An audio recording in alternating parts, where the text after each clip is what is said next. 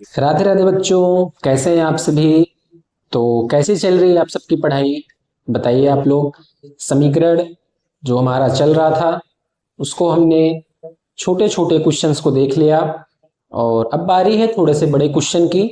बड़े क्वेश्चन की तरफ हम चलेंगे और देखेंगे कि बड़े क्वेश्चन को हम कर पाते हैं कि नहीं कर पाते। अधिकतर बच्चे जो पिछले क्वेश्चंस का प्रैक्टिस कर लिए हैं वो इस क्वेश्चन को भी आसानी से कर जाएंगे। ठीक है, तो चलिए देर न करते हुए चलते हैं अपने क्वेश्चन पे, जो कि थोड़ा सा बड़ा है। बहुत ही ध्यान से समझिएगा आप लोग, नहीं तो फिर कहीं पे आपको थोड़ा बहुत कंफ्यूजन हो सकता है, इसलिए क्वेश्चन को बहुत ही ध्यान से समझिएगा। चलिए देखते हैं। हमने आपको बताया था जब भी समीकरण जो है, इक्वेशन जो है वो फ्रैक्शनल मोड में आए, है ना। फ्रैक्शनल मोड में जब भी आए और हमारे पास अगर सॉल्व करने के लिए है तो हम सॉल्व करेंगे उसका एलसीएम निकाल कर, है ना। अगर हमारे पास सॉल्व करने के लिए है, ऑलरेडी टर्म्स हैं, तो हम उसे सॉल्व करेंगे एलसीएम निकाल कर। अगर नहीं है, दोनों तरफ सिर्फ एक एक टर्म है, वो भी किसी भी प्रकार से सॉल्व नहीं किया जा सकते, तो हम उसे क्या करते हैं, क्रॉस मल्टीप्लाई करते हैं। ठीक है, तो अभी तो हम इसका एलसीएम लेके सॉल्व कर सकते हैं। अब बताइए 6 और 2 का एलसीएम क्या आएगा। 6 और 2 का एलसीएम 6 ही आएगा, है ना। इधर एक ही टर्म है, इधर कोई दिक्कत है नहीं, इधर वाला जो टर्म है उसे हम वैसे ही नोट कर देंगे। ठीक, 6 का एलसीएम 6 ही आ गया, बिल्कुल। उसके बाद अब 6 1 जा 1 से मल्टीप्लाई होगा इस टर्म में, तो वही टर्म आएगा ना सेम। जब 1 से इस टर्म में मल्टीप्लाई होगा तो वही टर्म सेम आएगा, कुछ चेंजिंग तो होगी नहीं। ठीक है, अब देखिए माइनस 2 3 जा 6, 3 जा यानी 2 तिहाई 6, 3 का गुणा होगा। 2 3 का गुणा कहां होगा, आप कहेंगे 3 का गुणा जो होगा इस टर्म में होगा, इस टर्म में, है ना। 2 तिहाई 6 यानी 3 का गुणा ऊपर अंश में होता है ना। अंश क्या है, न्यूमरेटर क्या है, x माइनस 5, उसमें मल्टीप्लाई होगा। तो चलिए आपने मल्टीप्लाई सीखा है ना, तो मल्टीप्लाई करिए।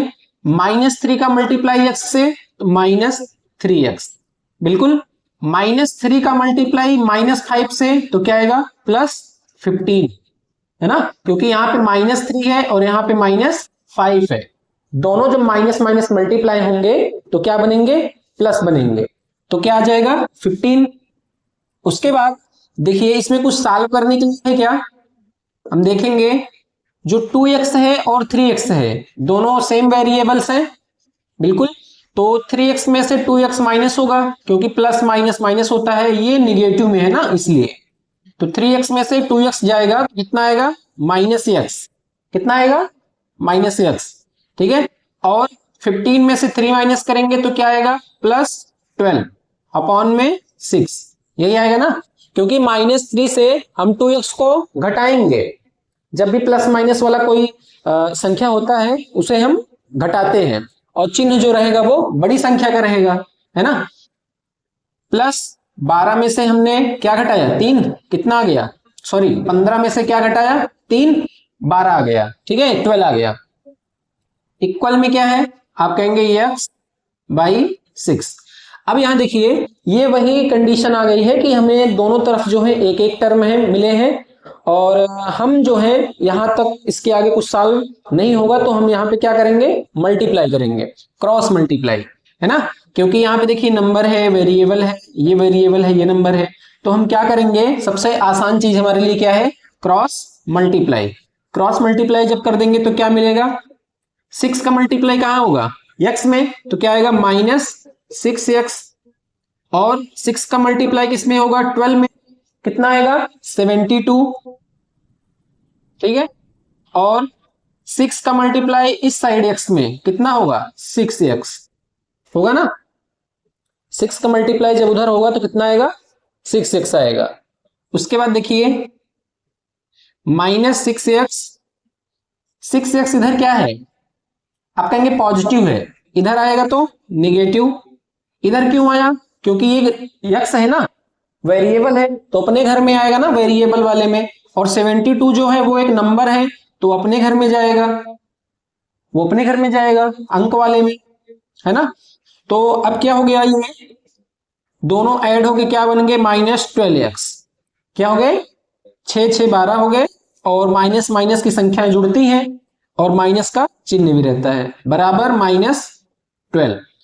अब जो है यक्स की वैल्यू निकालिए आप, यक्स इक्वल जो है -72 और बटे में -12। अब देखिए माइनस को हम माइनस से भाग दे रहे हैं, माइनस को माइनस से भाग दे रहे हैं तो कितना आ जाएगा 6। कितना आ गया 6। तो यक्स की जो वैल्यू है वो क्या आ गई है, आप कहेंगे यक्स की वैल्यू 6 आ गई है। माइनस माइनस जब डिवाइड होते हैं तो वो प्लस बन जाते हैं। 6 जो है इस क्वेश्चन का राइट आंसर है। ऐसा ही आप लोग ये क्वेश्चन अच्छे से समझ लीजिए, और ऐसा ही क्वेश्चन हम एक और करा देते हैं आपको थोड़ा सा बड़ा, जिससे थोड़ा सा और अच्छे से आपको समझ में आ जाए। तो चलिए हम अपने दूसरे क्वेश्चन पे आ चुके हैं, जो कि सेम वैसा ही है, उसी लेवल का है। थोड़ा सा हार्ड आपको लगेगा, लेकिन ऐसे क्वेश्चंस के अलावा फिर और ज्यादा आपको हार्ड देखने को नहीं मिलेंगे। ये समीकरण के ऊपर ये लास्ट क्वेश्चन में करा रहा हूं, ठीक है। तो आप इसको ध्यान से देखिए। वैसे भी ये टी वेरिएबल वाला है। कौन से वेरिएबल का? T variable. बहुत ही चर्चा में रहता है कि टी वाले क्वेश्चन जो होते हैं थोड़े से खतरनाक टाइप होते हैं। ऐसा कुछ नहीं है। जब आपको नियम और जो भी चीजें हैं वो अगर याद है, ठीक है, तो आसानी से एक तरफ से अगर आप सॉल्व करेंगे तो ये अच्छे से हो जाएगा। तो चलिए करते हैं इसको सॉल्व। हम क्वेश्चन बनाते हैं। दो टर्म आपको देख रहे हैं, फ्रैक्शन में आपको दो टर्म इधर दिए गए हैं, है ना, और दो ही टर्म इधर भी हैं। एक तो 2/3 है, दूसरा -t है कि नहीं। अब आप देखिए यहाँ पे आप आसानी से 4 और 3 का जो है वो एलसीएम ले सकते हैं। आप यहाँ पे क्या ले सकते हैं? 4 और 3 का एलसीएम। लेकिन जो इस टर्म में आप देखिए टी के नीचे हमें अपनी तरफ से 1 लेना होगा, तभी हम एलसीएम लेंगे, ठीक है। अब आप इसका एलसीएम लीजिए। 4 3 का एलसीएम आप कहेंगे कितना आएगा? 12 आएगा, है ना। और इक्वल में 3 1 का एलसीएम क्या आएगा? 3 आएगा। दोनों तरफ एलसीएम ले रहे हैं ना, क्योंकि दोनों तरफ क्या है? फ्रैक्शनल मोड है। फ्रैक्शन वाला क्वेश्चन जब भी आपको दिखाई दे तो बिना एलसीएम के मत करिएगा, नहीं तो फिर आप बीच में फंस जाएंगे। देखिए आगे एलसीएम लेने के बाद 4 3 12, 3 का मल्टीप्लाई होना है। 3 का मल्टीप्लाई किसमें होना है? फर्स्ट टर्म में, है ना। 3 का जो मल्टीप्लाई होगा कहां होगा? फर्स्ट टर्म में। हम यहां बना देते हैं थोड़ा सा 3, क्योंकि 4 3 जा 3 बार पे आ रहा है ना, 3 का मल्टीप्लाई यहां पे होगा। और दूसरे टर्म में किसका होगा? 3 4 जा 4 का मल्टीप्लाई होगा। यहां किसका मल्टीप्लाई होगा? 4 का होगा, ठीक है। चलिए करते हैं। 3 3 जा 9 t -3 2 जा 6, है ना। 3 दूनी 6 हो गया। यहां देखिए हमें 4 से करना है, 4 से गुणा करना है। -4 से 2 t में, है ना, कितना आएगा? 4 दूनी 8 -8 t। और -4 का गुणा जो है वो +3 से करना है। -4 का गुणा किससे करना है? +3 से करना है। कितना आएगा? माइनस में आएगा ना, कितना? 12। प्लस माइनस का मल्टीप्लाई हो रहा है तो माइनस में आएगा।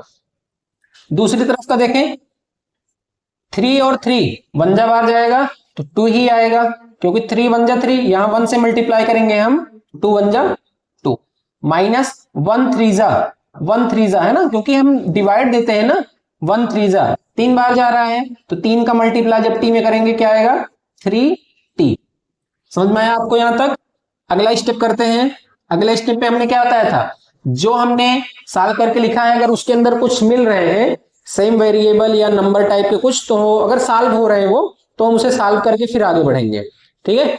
तो हम देख रहे हैं हमारा सॉल्व हो रहा है क्या? 9t में से 8t को माइनस करना है। 9t है आपके पास, उसमें से 8t को माइनस करना है। कितना आएगा? आप कहेंगे t आएगा, सिर्फ एक t, तो उसको हम सिर्फ t लिख सकते हैं। आगे देखेंगे -6 न्यूमेरिकल है, -12 न्यूमेरिकल है, नंबर है, कांस्टेंट है ये। तो क्या करेंगे? माइनस माइनस ऐड होते हैं, कितने हो जाएंगे ये? 12 और 6 कितने हो जाएंगे? 18, है ना। अब देखिए 9 में से मैंने 8t को घटाया और 6 और 12 को मैंने ऐड किया, क्योंकि माइनस माइनस जुड़ते हैं। और -18 हो गया, अपॉन में कितना आया? 12, इक्वल में। यहां देखिए कुछ सॉल्व होने के लिए है नहीं है, तो आप सेम वैसे नोट कर लीजिए। नोट हो गया। हमने क्या बताया? जब आपको फ्रैक्शनल मोड में कुछ सॉल्व करने के लिए ना मिल रहा हो तो आपको क्या करना है? क्रॉस मल्टीप्लाई की तरफ जाना है ना, क्रॉस मल्टीप्लाई की तरफ। चलिए हम क्रॉस मल्टीप्लाई करते हैं इन क्वेश्चंस का। 3 का मल्टीप्लाई इस टर्म से होगा, 12 का मल्टीप्लाई इस टर्म से होगा। 3 का इसमें होगा तो कितना आएगा 3t, 3 का इसमें t में होगा पहले तो कितना आएगा 3t, माइनस 18 का फिर 3 से होगा, 18 का 3 से होगा कितना आएगा 54, 54, 18 3 54। इक्वल में देखिए 12 का किससे होगा 2 से, 12 दूनी 24, और 12 का किससे होगा 3t से, तो 12 3 आई 36, 36t। अब देखिए जो हम टाइप पहले पढ़ते थे शुरू में, अब वो उस तरीके का बन गया है, वन लाइन में, है ना। फ्रैक्शनल इतने बड़े क्वेश्चन से लेके अब ये छोटा बन गया है। तो इसके बाद हमने क्या बताया है, वेरिएबल को वेरिएबल के घर में करना है, कांस्टेंट को कांस्टेंट के घर में। 3t अपने घर में पहले से है ना। 36t माइनस 36t इधर आएगा अपने घर में, वेरिएबल वाले में। अल्फाबेट का घर इधर है ना, तो इधर ले आइए, वो क्या बनेगा प्लस 36t, ठीक है। इक्वल में 24 जो है अपने घर में पहले से है, इधर कौन है नंबर में कौन है, न्यूमेरिकल में नंबर में कौन है इधर माइनस 54, इधर जाएगा तो प्लस 54। समझ में आया।